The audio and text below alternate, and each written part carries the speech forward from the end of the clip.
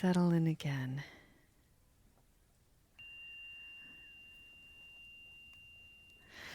Today, for our practice, I invite you all to take a more active posture today. Oftentimes, in our Recovery Dharma meetings, I encourage people to lie down. Truly, if that is what you need today, I really want to encourage you first to honor your own body, your own mind, your own heart. You know where you are better than I ever could. So I would encourage you to meet yourself today.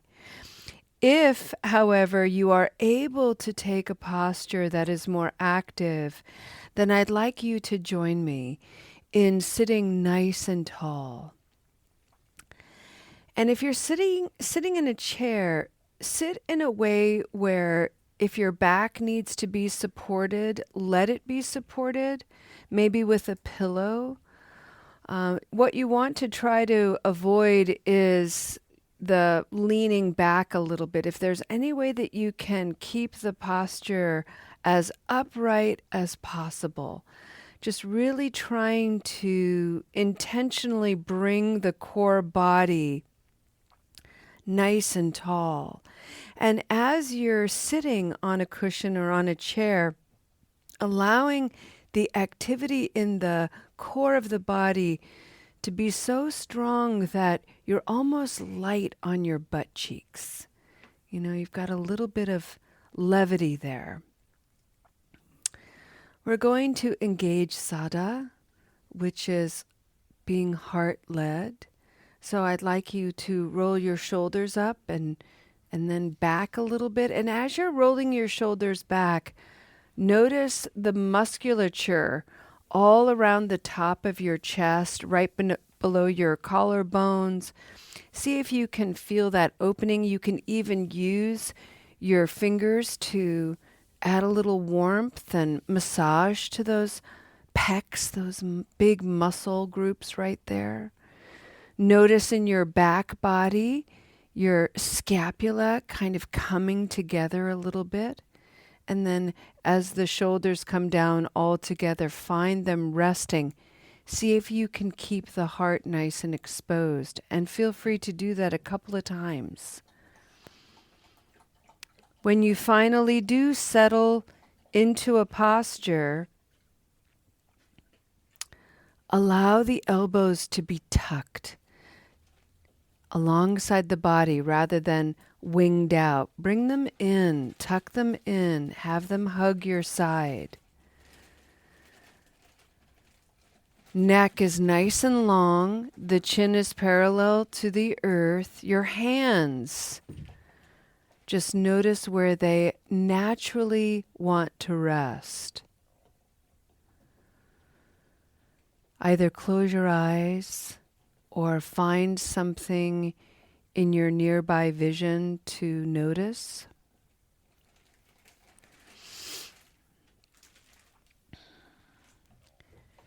And for this meditation, we're going to be very active in the mouth, which is a little unusual.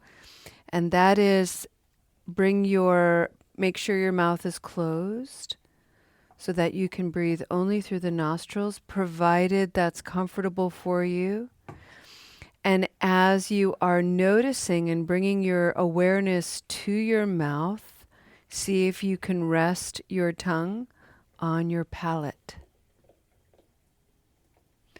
And allow the musculature in the face to fully relax. And to engage that, you might want to raise your eyebrows, squint your eyes, move your jaw a little bit, and then allow everything to settle. Noble posture. The mindfulness practice and foundation of the body. The body is our stable anchor. It is the clay temple to which we return over and over and over again. The breath is the mindfulness awareness of a new moment, the present moment.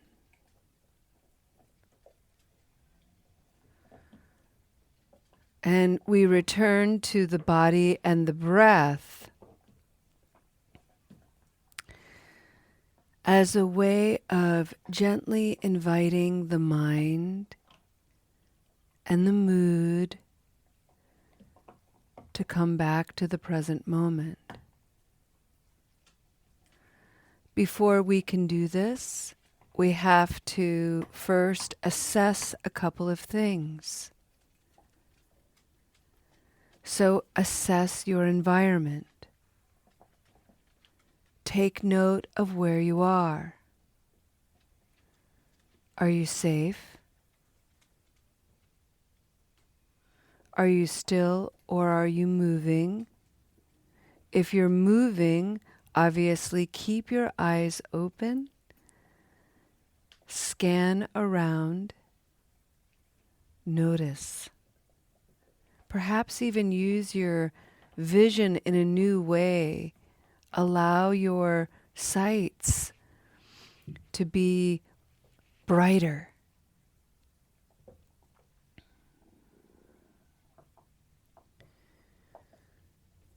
Have you had food? Do you have something to drink? Is your physicality rested? Is your body working with an illness? All of these things play into the mindfulness of the body. And they are aspects that can draw our attention and diminish our concentration. So honoring the body where it is, maybe you are working with some pain. So one of the things to do in your practice today is honor the body by creating the conditions of ease and comfort in every way that you can imagine. Allow your body's comfort to govern your moment. And allow that to be your practice.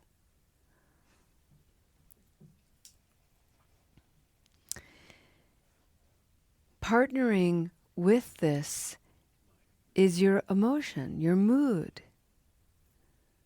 What is your mood? Is there overwhelm, distress, worry, fear, suspicion, resentment, anger, joy?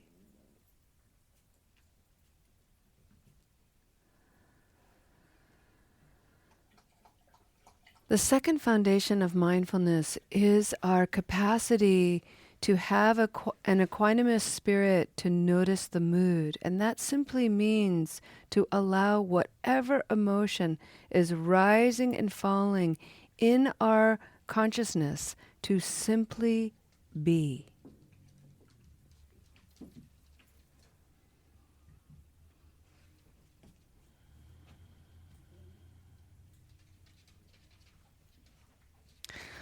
I often have a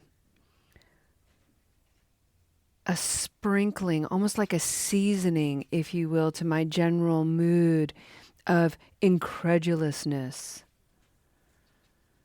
All I have to do is open my computer and suddenly this giant jar of incredulousness is just sprinkled all over my present moment mood.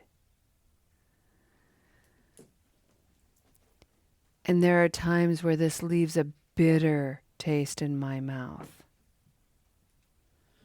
And over the years of practice, rather than tell myself I shouldn't be feeling this way, I fully let myself feel it and be with it with the simple mantra and instrument of peace that you hear all the time here, which is, well, would you look at that? So much incredulous seasoning, sprinkles. Huh. How about I just let that be what it is so that I don't have to react to it? I don't even have to respond to it. And by being a little bit neutral, staying in my body, staying with the mood, I don't have to inflate it, distort it, add to it, escalate it.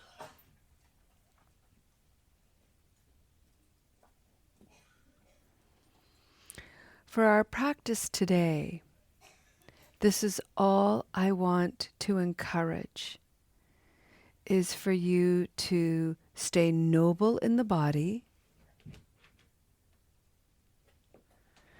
and equanimous with your mood. So invite whatever you're working with today, whatever is coming into your mind stream. Maybe it was a meeting you had earlier today that went so well you're on cloud 9. Maybe you got some difficult news. Maybe you have something going on later today that you've been avoiding and feel a little nervous about. Whatever it is that is going on in your life, use the foundations of the body and your emotions to allow you to be with that experience in a fully present way.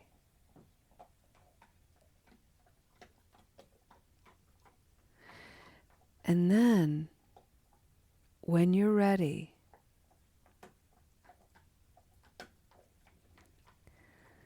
let whatever it is that you've been thinking about, whatever it is you've been exploring and excavating and observing, put it down.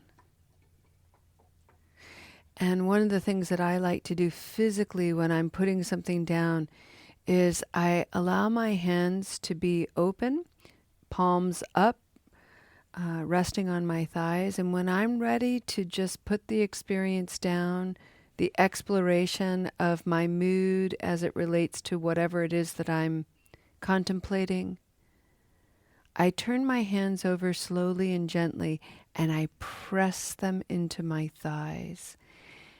Therefore, ritualizing, putting it down. You could even put it onto the ground if you wanted to. Just some kind of simple enactment for your body.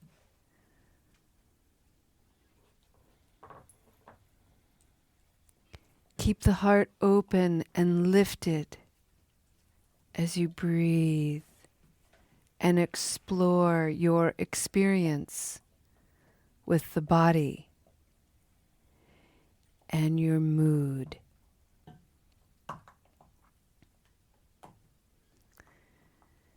Enjoy your practice, and may you have a pleasant wander.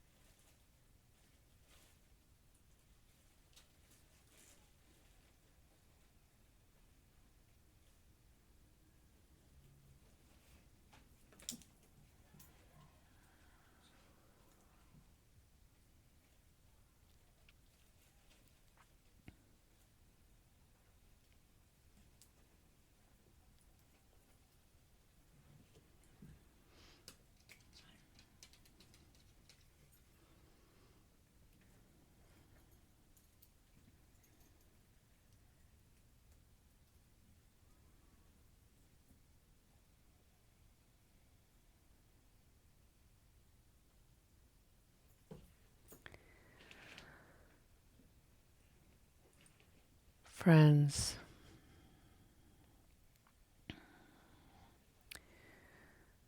we are living in a time right now where the sympathetic nervous system is intentionally being activated in its three primary capacities: alarm, resistance, and exhaustion.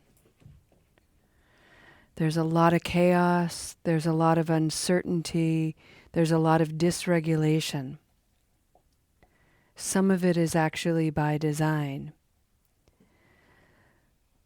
What the Buddha knew about sati, mindfulness, present time awareness, 2,600 years ago, is its capacity to activate the parasympathetic nervous system, that part of the body that intuitively knows how to rest and restore itself.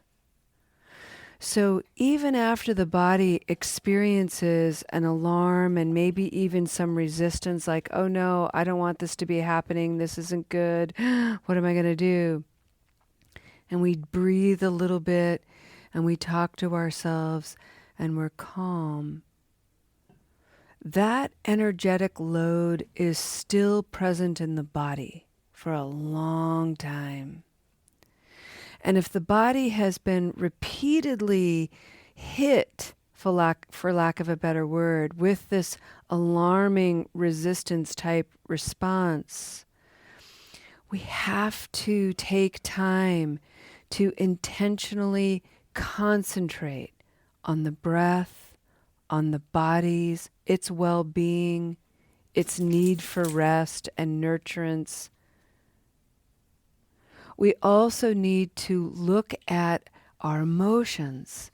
What is governing there in our feeling landscape?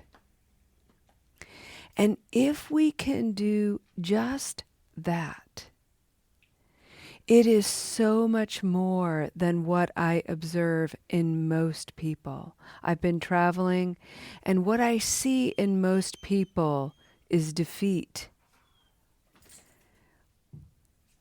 hardening, self-protection and armoring, disengagement, and a complete lack of friendliness. It's really sad. And it's amazing to me how just a droplet of kindness is like somebody opening up the window and increasing the oxygen in a very stale room. So what we have engaged here today, looking at just two of the four foundations of mindfulness, is reminding the body of its capacity to be stable, solid, present, and at ease, even in the middle of a storm, even in the middle of perhaps some uncertainty. Whether that was happening for you in real time is not relevant. The point is that we created the conditions for it to happen in safety and security, so that you can take this into your day where things are a little bit on edge. And by bringing that into the world, by modeling that into the world, you change the game, you change the conditions, you bring brightness and joy and healing. You really do. It is a peaceful engagement in a world that is losing sight of what that means. So collectively, let's take a moment to breathe in. And we're going to do so in a very slow and methodical way. So bring your attention to the belly. allow it to relax. And as you inhale, feel the belly expand and feel the air filling the lungs from the bottom up. And we'll pause at the top of the breath. And then we'll exhale very slowly together, letting the belly contract in, expelling all the air possible, holding the breath for just a second, and then we'll let it relax and inhale again. So let's do this together. Relax the belly, inhale, nice and slow.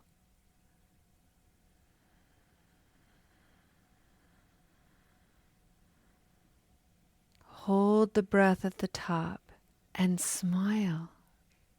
We're just breathing. And now exhale.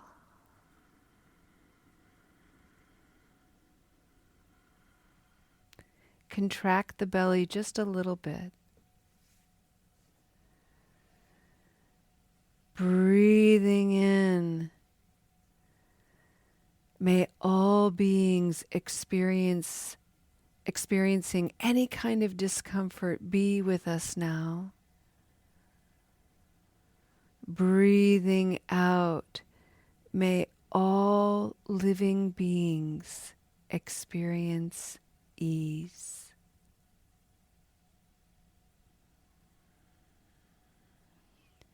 Breathe in discomfort. Yours, mine, the world. Breathe out ease.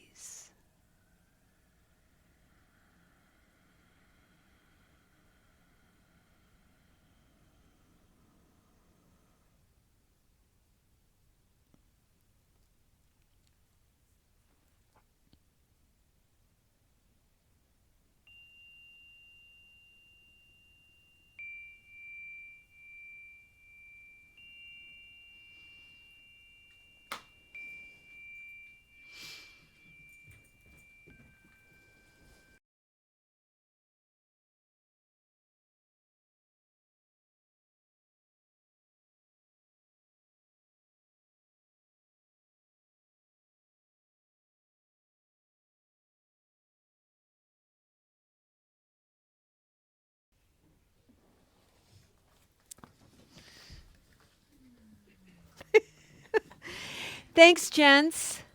Thank you, Mark. By Corbin. Yeah? Yeah, you're welcome. Thank you, Nate. What was your name? Vance? Vance, nice to have you here today. You're welcome.